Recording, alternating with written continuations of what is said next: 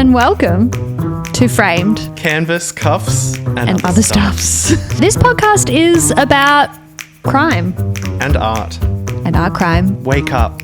Pay attention. We've got art. And it's juicy. We're rolling. Fab. Hello, Joe. Hey, bitch. What's going on? Could you imagine if that was me this entire podcast? Just like, hey, bitch, what's up? And meh. What's up, girl? Hey, bitch. House down boots. Oh, my God. Art is so cunty. I would love it. All right, Joe, what's been happening this week? Are you bringing some ideas to the table? I always forget this part. Yeah, so do I, to be fair.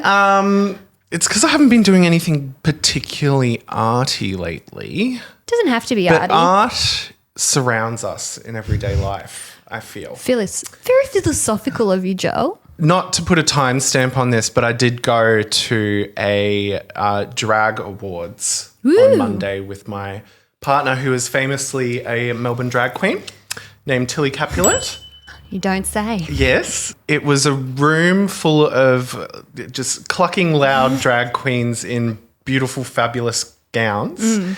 And my partner, Tilly, decided to dress up as the Lorax. And Tilly looked amazing. And she looked like she stood out like a sore thumb in the best way possible. Yeah. I think drag's art when you really think about it. I mean. And I guess that was an arty experience for me.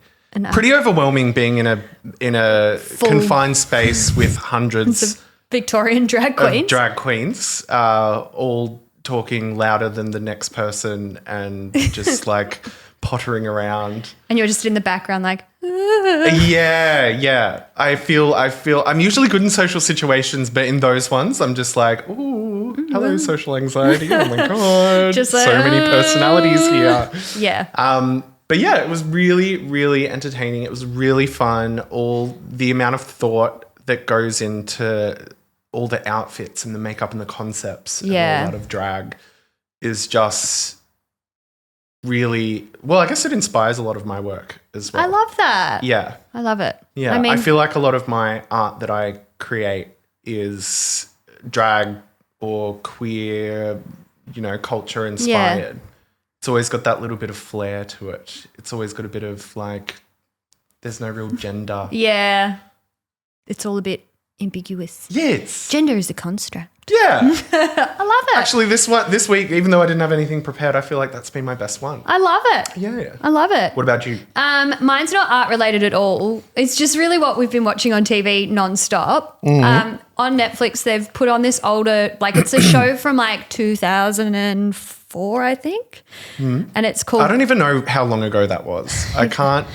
It seems like it's not that long ago, but then you like do the math and it's like 25 years ago. You're like, I think it was, it comes out 2004, maybe 2014. I might be aging it a bit more, but it's called Psych. And it's like With a P? Like a P, like Psych. Like I feel Psych. like I've seen the font. Yeah, it's green and it's like typewriter font. Yes, it's exactly that. Okay. It's a silly show on, they've put it on Netflix and it's just like one of those things that you just put on when you just can't be fucked choosing anything. And it's about a guy who's just really observant, goes and works with the police force and pretends he's a psychic and solves cases. So it's very The Mentalist, but it's the comedy version. I feel like that used to be on maybe like Channel 10 or something like that. It's very that. It was one of those like crime shows that came on after the show that you were watching. Yes, and it's very much just like one episode, one crime, you're done. Yeah. Yeah, and it's so silly, but it's actually really funny. It'd be like when Jag was on TV and you're like, who's this for? Yeah.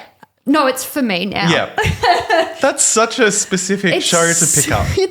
We love a silly episodic show. It's just been easy to put on in the background and and it hasn't aged too badly. You know, when you watch things and you're like, oh. Yeah. So it's kind of and they poke fun at themselves. They were on before The Mentalist, so they keep making jokes about The Mentalist being like, The Mentalist. It's meta. It's very, and the writer of it, I've got a feeling he might be gay because there's so many like innuendos, we've got to peg this guy. Pegging, that's a word, right? And you're just like, oh yeah. And then they keep throwing in facts like about different pop culture moments that you go, oh, is that true? And then you Google it and it is. Hayden Anna Paquin. Panettiere. She was in Almost Famous or something, and you go, was she? And she is. And you Google it. And Was she? Anna Yeah, Paquin. she's like one of the friends or something, like one of the young sisters and stuff like that. That you're like, surely that's not true, and then it is. So That definitely seems like it was written by a gay person. I think so. So yeah, I highly recommend if you want something silly in the background that you don't want to think about. Everyone pause this podcast and Go get to your TV and start binging Psych. And you know what? If you don't like it, that's not on me. That's on you. You can turn it off at any time. Steph will need one other person to talk about this with because I think Because no one else Yeah. is going to watch it. I mean, the audience is in the tens. call up Debbie. I'm sure she's seen it. Before we jump into this week's episode, can you indulge me for a minute? Can we have a drag race minute? Because I have caught up now on All Stars. Drag race minute. Drag race minute. I knew we would eventually end up becoming a drag race recap. podcast. Well, specifically a runway, which I think you knew about last time we caught up, but I hadn't seen the episode, the art, Drag Imitates Art runway. Yes. Can we, I don't know if we can like put up an put up- example or something for those I've got pictures on the watching. ready. Thought we could talk a little bit about the looks, but also what the art reference is, because some of them are great and some of them. And look, I'm going to caveat, I'm not a drag queen. I'm not trying to be a drag queen, and I know they look better than me Absolutely. on my best day. Like, Yeah. they'll always surpass me. Yes. But I can have opinions and thoughts. That's exactly right. That's the reason why it's a reality TV show, is that people can talk about it around the water cooler and give their thoughts, feelings and opinions. And this is my thoughts, feelings, and opinions, but on a public level. Yes. So don't come for me, Drag Race fans. I know you're psychotic. We know you're listening to this podcast This about podcast art crime. art crime. So we've got Angeria. Don't ask me who the artist is. I'm not gonna ask you I know who the exactly artist what is. the painting is, but the artist names will escape me. This was the kind of reference point was by Mondrian, and it's composition That's 2 right. in red, blue, and yellow. Yes. I mean, it's pretty basic. Are we actually going going through there. and reading their outfits? I'm going to read their outfit. Oh a my little God. bit. Okay. Absolutely agree. I feel like this particular piece has been emulated so many times.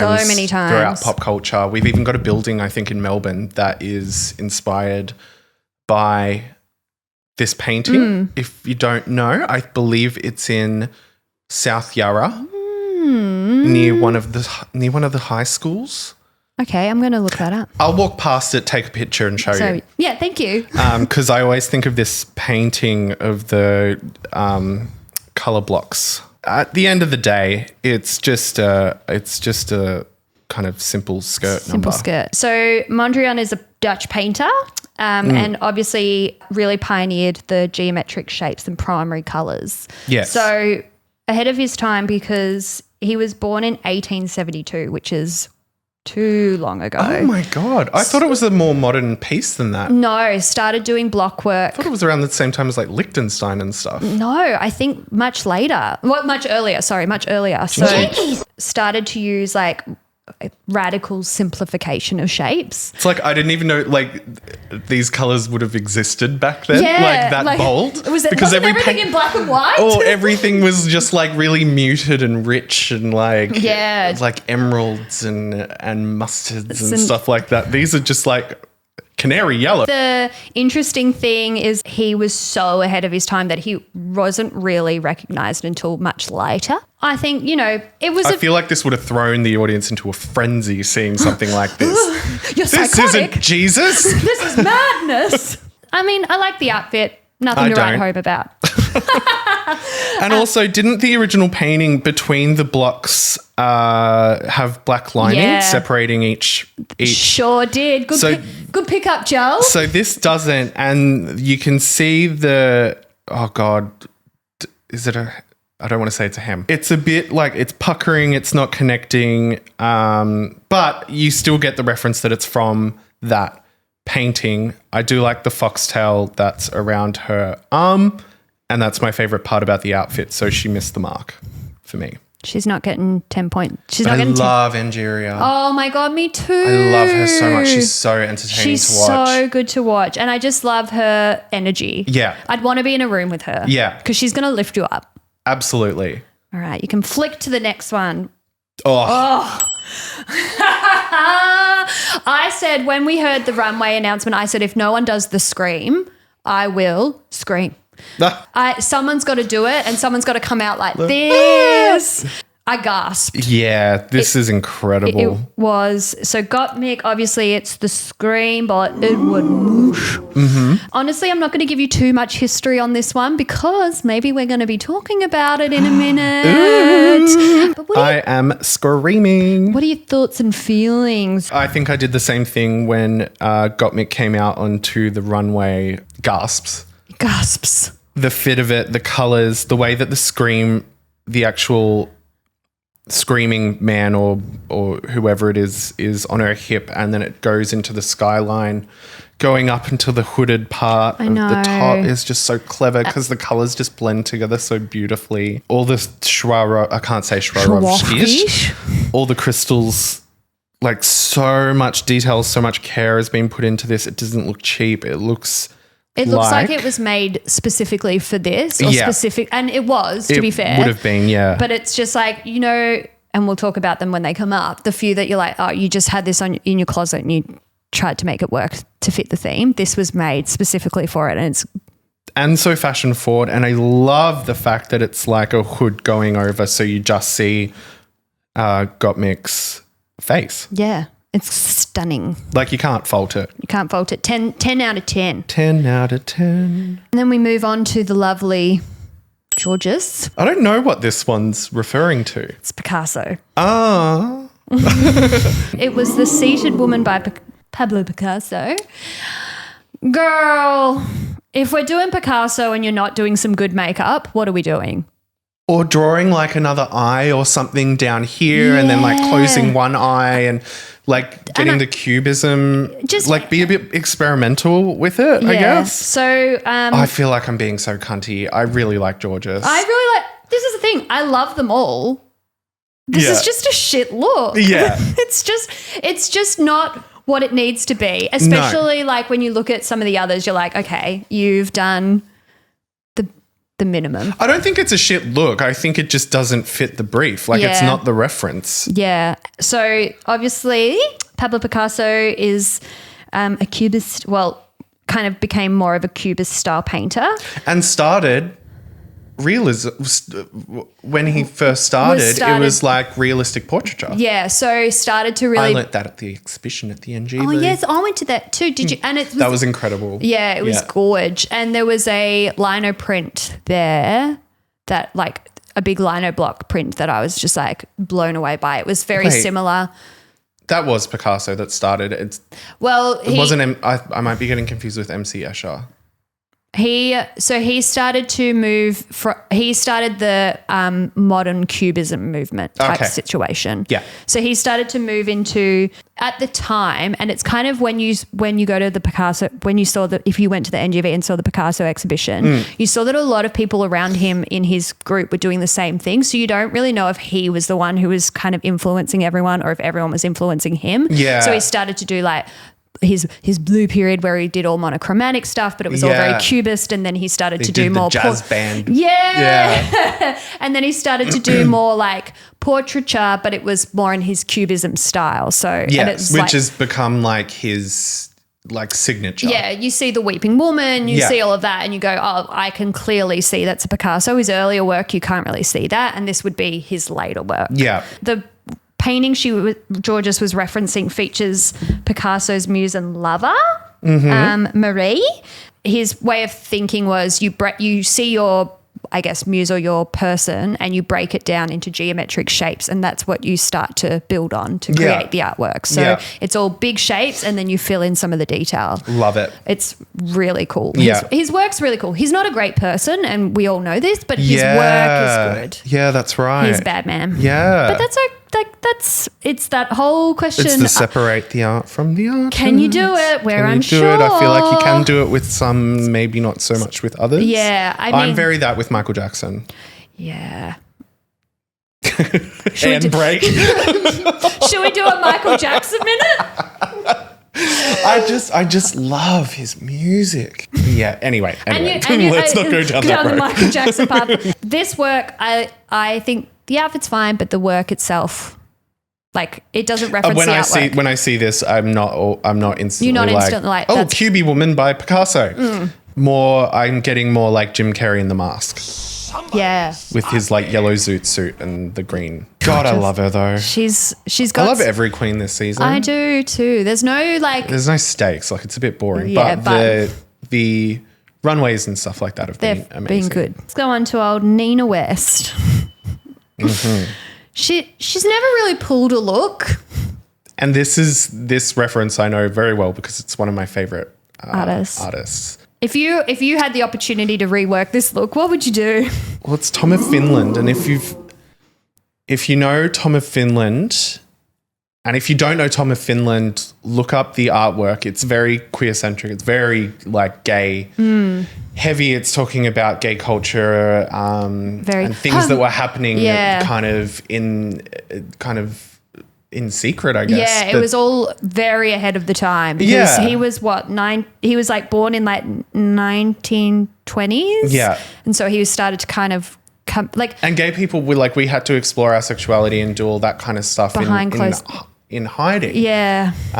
So it has this kind of sneaky element to it, but it's only because we couldn't express ourselves freely as much as straight couples would. And the fact that I think as well, like... And you have to express yourself sexually, and if you don't feel comfortable to do it... And because his work a lot, like, it was quite, like, homoerotic and, like, very sexual and in a People would have used it as their means of, like, pornography as well. Mm-hmm. And then he's doing a service in that regard too, because gay pornography would have been really hard to come by at that time. As well. I guess we'd call it like fine art these days, but he really, like, he was kind of making it like, be like, this is happening, but it's not a dirty, dark porn mag. It's beautiful artwork. Like, and it's men being sexual with other men and like, hey, this is what we do. It's not meant to shock people, I don't think. Well, it's meant to be like, we're here too. Yeah, exactly. This is what we do. Yeah. And it's very like kink centric and all that kind of stuff. Nina West, on the other hand, I don't think this look really got the Tom of Finland vibe. Yeah. There's something about it that I can't quite put my finger on. I feel like if you're doing Tom of Finland, for lack of a better word, butchered up. Yep.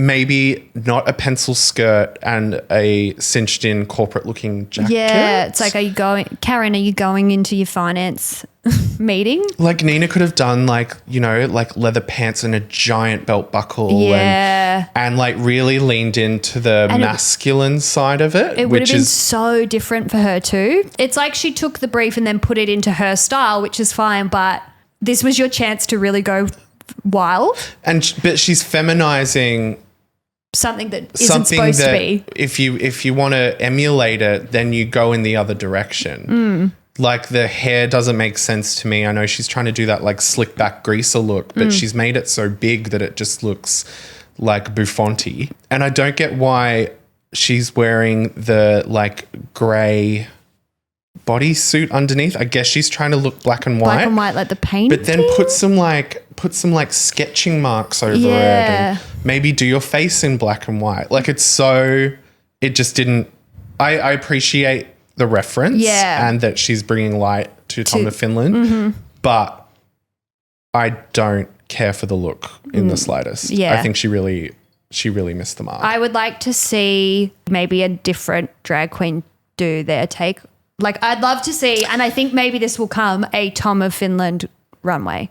I think that would be amazing. I think they should do that. I feel like Mo Hart did one similar to that not long ago. She did like a biker look. And she had the mustache. Yeah. And it still looked really draggy. It looked like Drag King kind of vibes. And this is an example of why we should have drag king representation on Drag Race. 100%. I think imagine a drag king doing Tom of Finland. Oh, it'd just be so fucking good. It would be amazing. I really think we should. I think there's some drag kings out there who can really pull a look together and is already referencing Tom of Finland. Absolutely. And I feel like if we had them on Drag Race, it would really bring something different. Yeah. I think we'll get there. I hope so. All right. Shall we talk about another one that I gasped at? This is incredible. All of her looks. I've forgotten her name. It's the spotty pumpkin lady. Yayoi Yayoi Kusama. Yes. Perfect person to do it, I think. Plastic. Plastic? Oh, plastic. I was so happy when I saw this, and because Yayoi is one of my favorite painters. Yes. I'm obsessed, and we were lucky enough to go and see her work in her museum in Japan. Yeah. And we will be lucky enough to see it again when it comes to NGV at the end of the year. Yes. Yeah. And so I'm assuming that the NGV gala will be Yayoi themed this year. Oh, that would be amazing. And so I just cannot wait to see those girls. Spots everywhere. And those girls better pull those looks like this one, because this one really hit the mark. Absolutely. Yeah, you just can't fault it. You instantly know who she's referencing. Mm-hmm. Everything about it is so... Like the fact that she did a ball gown and then she did this serpentine spotty thing just going all the way up, and then her hair being bright orange like a pumpkin. There are many pictures as well so the glasses and the hair are a direct reference to Yayoi. So cool. Yayoi dyed her hair a lot. She, wore like fun, like cookie things. So I only know her now for the black bob. Oh, yeah. Does she have a black bob right now? She's got a bob. Oh, maybe it's bright red. So she does red. She does, So she does a lot of different colours with the hair, but it's generally in a bob. Yeah. And I think that it's interesting because I think potentially, and maybe I'm reading too much into it, but the darkness of the ball gown with the spots coming around in my mind would reference Yayoi's work is often seen as really colourful and bright and happy, but Yayoi is currently in a institution. She checked herself in many years ago, and a lot of her work references like her depression, and like she thinks her dots are essentially her being driven crazy. She's like, I'm being driven crazy by my art. I'm being driven crazy by my work. This is kind of how it manifests. So that's sad but fascinating and very like a tortured artist vibe. Oh yeah, she's and also Yayoi came up at the same time as like the Warhols of the world. She was around that time, and she was never really taken as seriously. A lot of her stuff like was kind of pushed to the side. A lot of people now copy her work. Yeah, but realistically, she was a pioneer of all this amazing stuff. So for me, she's just like really. A lot of people just go, cool, it looks great, I'll take the photo for Instagram. But her work is so deep and dark. Like it's so fascinating. I did at the Adelaide Art Gallery, I forget what it's called. There's a Yayoi room where you put your head into a big cube and it's mirrored with spots, and you put your head in and look around and it's like infinity spots. Yes. Because the mirrors are mirroring themselves. Yes. And that would... I can see now that you said like there's an element of madness to it. Yeah, so she kind of really pioneered the infinity room. Like that infinity look, that's all her. That's always been her. So clever. I know. And I can't wait because we got to see like a version of her infinity room, but it was all pumpkins. It was all these tiny pumpkins that lit up at her gallery. And I'm assuming... I think I've seen pictures of that. Yeah, I'm going to assume they're going to bring it back. We'll bring something infinity room-like to the NGV. So, and I can't wait to see that gala. You know what, NGV? I'm putting this out there. Bloody invite us. We're talking about art. Absolutely. Give us tickets. Oh, please. Please. I've got a They're bone. so expensive. I know. I've got a bone to pick with you. You know what? Let us be the correspondents on the runway. Oh, 100%. We'll do it. We'll dress up. We'll be a little Joan Rivers. Yes. And you know what? We can ask the right questions. Yeah, absolutely. We've got the reference instead of like, what are you wearing? Do you feel good? Do you have any ketamine? Got any pills? Let's make this a real psychedelic trip. Yeah, so NGV, the gauntlet's down. Invite us, please. Please. Let us be your correspondents. Let's take that part out of the podcast, put it on Instagram and tag NGV. And say, we're coming for your NGV. Yes. You know what? If we're not invited, we're gonna kick off. I'm being deadly serious. Me too. I want to go. I want to go too. Cool. Right. I really want to go. Great. Yes. All right. Let's Good move. job, Plastic. Good job. And also her last look when she came out, the one that she made this week. So the one that she made with the body, it was like the white body painted black with the train. Yes. And so when she came out in that. I loved that. Yeah. So the same week, and I just went, you are. It was just effortless. It was a lot of effort was put into it, but the way that it was just so simplistic but grand at the same time. Just really goes to show that you can have style without piling things on. Anyway. 100%. All right, Miss Roxy Andrews. Nope. No, I don't like it. I remember this coming out. There are many elements I don't like about it outfit wise. I love Dali. Everyone loves Dali. It's very recognizable reference, like melting clocks, like everyone knows it. Bit of a of course someone's doing, melting clocks. I don't like how low cut the dress is. It kind of looks like something you'd get off Temu or something like that. Yeah. With just the print going over it. And that's not to say, Roxy makes a lot of her own outfits as well. So she probably actually put a lot of time and care into this. Yeah. So I don't want to be too awful. I don't know.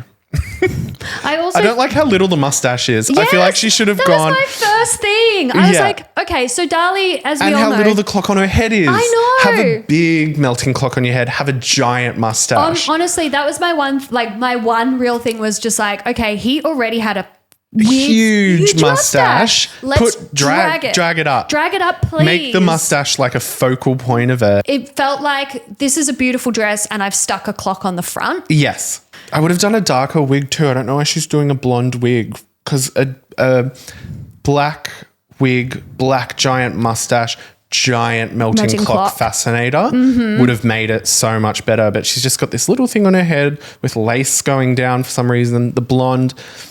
The clock on the front looks really well made. Whoever made that, if she made that herself, that is fantastic.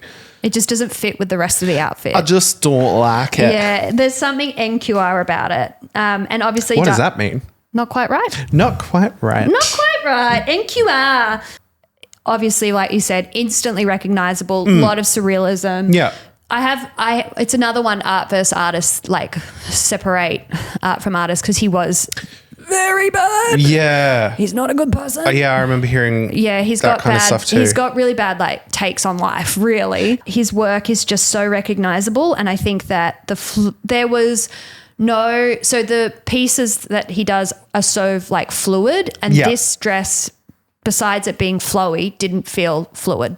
I feel awful because Roxy... puts in so much. Yeah, and I love her. I'm really enjoying her this season. She's not watching this. Who cares? Yeah, she doesn't know. It's the one thing. We clip it. She's like, fucking coming for you. Roxy, if you're out there, we really do love you. Non-drag ass Australians. Fucking.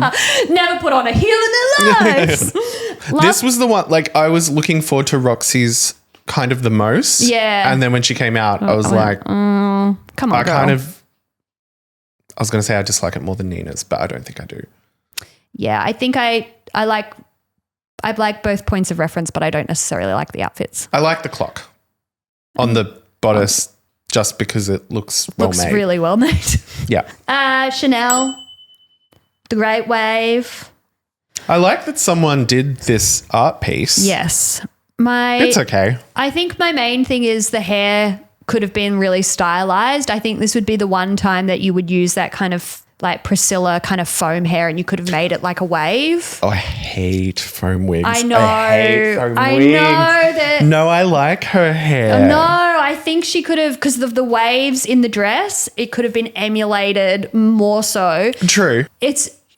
by no means a bad outfit. I think it's really great. I really love she did it. I just think let's just put it all the way up. I agree to some extent.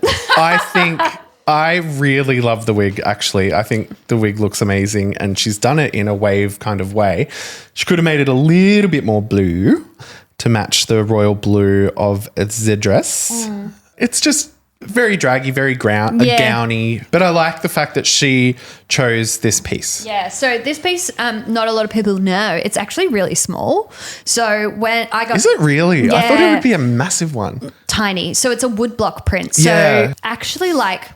I'm looking at it right now. I'm looking at it. That's like 5 times bigger than it actually is. Yeah. It's literally about this big. Oh. Yeah, it's tiny. And there's so many different versions in the world because it's a woodblock print. So they made like over 100 of them. Seen the one with the rabbits as the wave foam. As the wave foam? Yeah. It's obviously so iconic. I think like you can't see it in that particular photo, but at the back of the dress she had like the little boat and I think that was a weird element to add. Wait, wasn't the boat on her head? No, wasn't the boat on the back?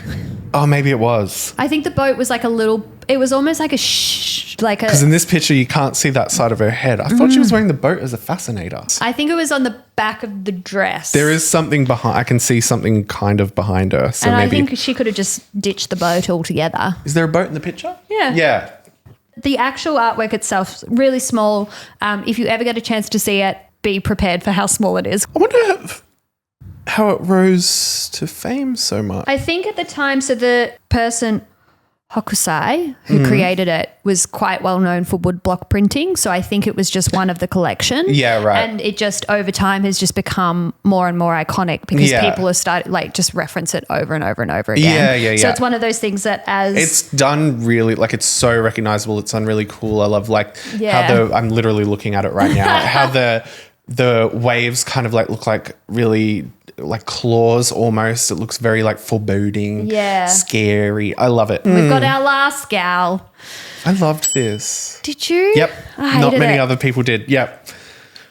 This, in my opinion, is I've got this dress. It might fit the theme. Didn't she have some swirly doos on the dress? There is. It's a loofah with some tulle in between. Maybe I just like it as a look in I general like it and as a not look in general.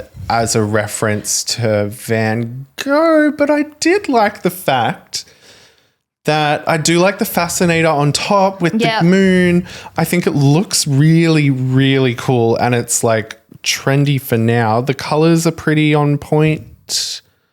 And I like the fact that she's got a bejeweled missing ear. I think that's really that's thought out. I think like that it. part's thought out. I think the dress itself, I don't hate maybe the dress. It's just I kind of agree. Maybe it's just one that she had that she thought might suit it. I think neck up, she's hit the brief, but neck down, she said, "This is what I've got, and I'll make it fit because I don't have time to find anything else." Mm-hmm. But also, power to you, Vanjie, because it still looks better than anything in my closet. I just think she looks incredible. I just love the subtle touch of the ear being missing. I know people were like, oh, why does she have like a red earring and stuff like that on other podcasts I've been listening to? And I've been like, it's Van Gogh. It's a Van Gogh reference. He cut off his ear. And I like the fact that Vanjie knew that. Yeah, that's true. You could tell you can always tell she loves her look no matter what. Yeah. And I just think she looks striking and I love the colours and I love Starry Night. It's one of my favourite pieces. I know is. Everyone knows it. It's been emulated so many times. You see it everywhere. It's kind of done to death, but it's just still one of those pieces that's like really gorgeous to look at. It's so calming and just you get that sense of kind of comfort when you look at it. That's what I get from it. And I don't know. I love this look. I love that you love it. I loved elements of it. For me, top pick had to be, I think, Gottmik or plastic. Gottmik, hands down for me, is my top pick of the week. Is that your toot? And my bottom is a tie between Nina and Roxy. Georges's, I didn't think hit the reference that bad, but I didn't mind the look in general. Yeah. Nina's, I just think looks awkward. Yeah. And didn't really scream Tom of Finland, and I just feel like she could have done so much more better and more with it. And I was just disappointed by Roxy's. Fair enough. Fair enough. Well, thanks for Anyway, that's been Drag Race Hour. We'll probably cut it, make it its own bonus thing because I think so. Maybe we'll make that a little added extra. Jesus Christ, that went for a little bit longer than I thought, but I loved it. I loved talking about it and I really wanted to do it. Drag Race Minute. Yes. Sounds good. Can we, before we jump into it? I was going to say, do you want to have a minute? Let's have a minute. Let's have a minute. Yeah.